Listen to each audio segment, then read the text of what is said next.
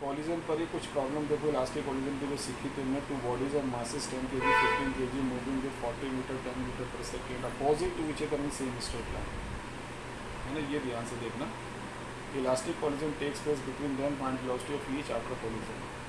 m1 m2 मालूम है, u1 u2 को माइनस ले लेना, अपोजिट डायरेक्शन है ना, v1 v2 निकालना, लगाओ फॉर्मूला में और कुछ नहीं करना, रखकर सॉल्व करो, -20 मीटर पर सेकेंड आ गया।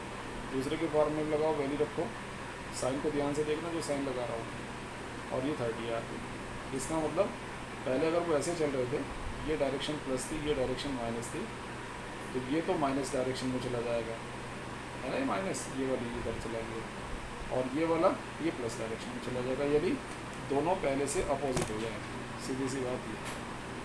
ठीक है, अब ये दूसरा क्वेश्चन का उसमें, a railway carriage of mass 8 metric ton moving with 54 km/h collides with a stationary carriage of same mass. After collision they coupled together, coupled हो गए, single body की तरफ रिएक्ट होने लगे and move.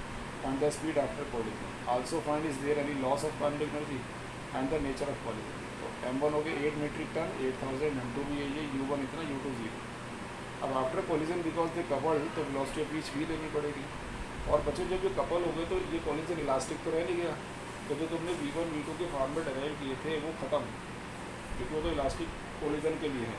तो यहाँ पर क्या होगा, principle of conservation momentum, m1 u1 plus m2 u2 m1 plus m2 v, value रखकर भी निकाल लो जाएगा। फिर क्या निकालोगे, half m1 u1 square half m2 u2 square solve करोगे, ये आ जाएगी। और के एफ निकालोगे, half m1 plus m2 v square करके, क्योंकि v कॉमन हो गया ना, ये वैल्यू आ जाएगी। तो वो 9 है, ये 4.5 है, पावर सेम है, यानी कि एफ की वैल्यू क्या है, लॉस ऑफ काइनेटिक एनर्जी, और नेचर क्या आ गया, परफेक्टली इनइलास्टिक। कपल हो गए इसलिए हम कह रहे हैं परफेक्टली इनइलास्टिक।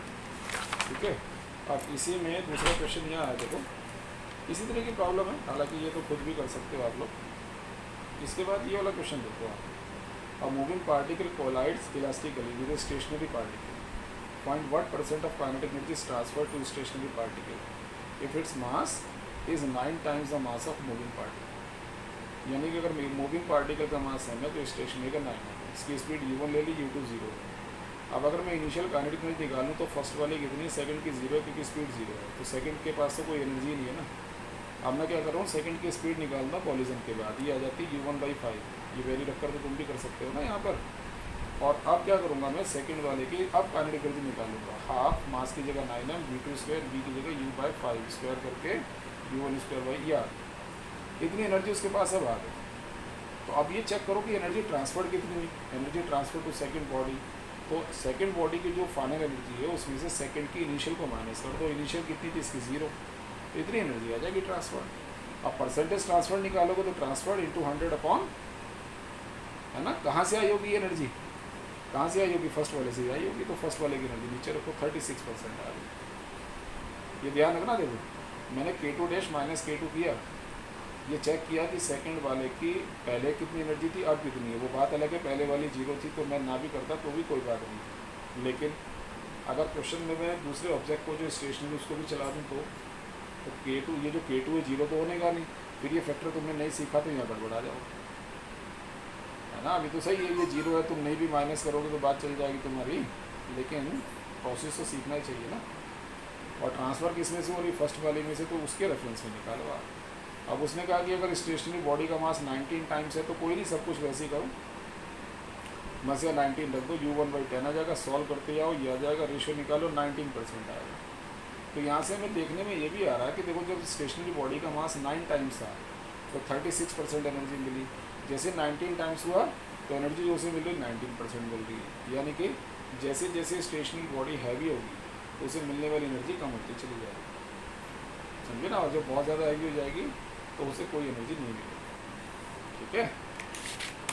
और जो नेक्स्ट टॉपिक आपका है वो है इलास्टिक कोलिजन इन 2 डायमेंशन, जिसको हम कहते हैं ऑब्लिक कोलिजन भी कह देते हैं, इसको हम ऑब्लिक कोलिजन भी कहते हैं। देखो जैसे इसमें फर्स्ट पार्टिकल है यहाँ ना, u1 स्पीड से सेकंड पार्टिकल ही रखा हुआ है, u2 0 है, टकराने के बाद एक इधर चला गया, एक इधर चला गया, उसी लाइन पे नहीं जा रहे, ये θ1 एंगल पर चला गया, θ2 पर, θ1 पर फर्स्ट चला गया, θ2 पर सेकंड चला गया।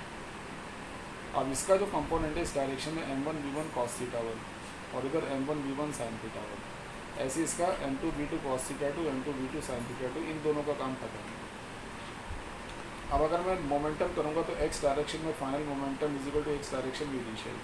एक्स में फाइनल ये दोनों हैं, ये लिखे, और एक्स में इनिशियल केवल ये है क्योंकि ये तो रेस्ट पर, ये तो रेस्ट पर है ना, यही है केवल। ऐसे P F Y, Y direction में फाइनल मोमेंटम, वाई डायरेक्शन में इनिशियल मोमेंटम, ये दिख रहा है वाई में दो है ना, दोनों को माइनस कर लो ये रहा, और वाई में इनिशियली कोई नहीं है, ये ऑब्जेक्ट चल रहा है एक्स में, ये चल ही नहीं रहा, तो वाई में तो कोई है ही नहीं है, जीरो लिख दिया, इक्वेशन बन गई।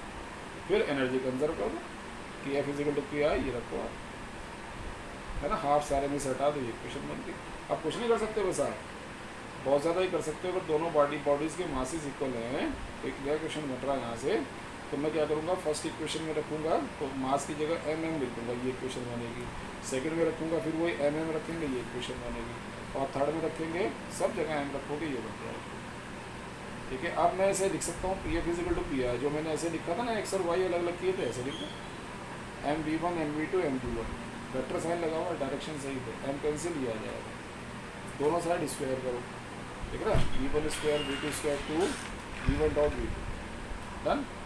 अब बाई इक्वेशन 6 ये V one square V two square U one square है, यहाँ मैं यू वन स्क्वायर लिख दूँगा, इसकी जगह यू वन स्क्वायर लिखा है, लिखा cancel, two V one V two cos theta one plus theta two equal to zero, क्योंकि जो V one dot V two होगा उनके बीच का एंगल कितना बन रहा है, देखा, theta one plus theta to. Okay, अब टू जीरो नहीं है, वी वन जीरो नहीं, वी टू जीरो नहीं, तो ये जीरो होगा, और ये जीरो होगा तो theta one plus theta two 90 होगा, और theta one plus theta two किस किस के बीच से, वी वन और वी टू के बीच में, यानी कि V one perpendicular to V two का। तो क्वेश्चन क्या बन गया कि अगर two bodies of equal masses, ठीक है ना, collides elastically in two dimension, then show that after collision they move in perpendicular direction.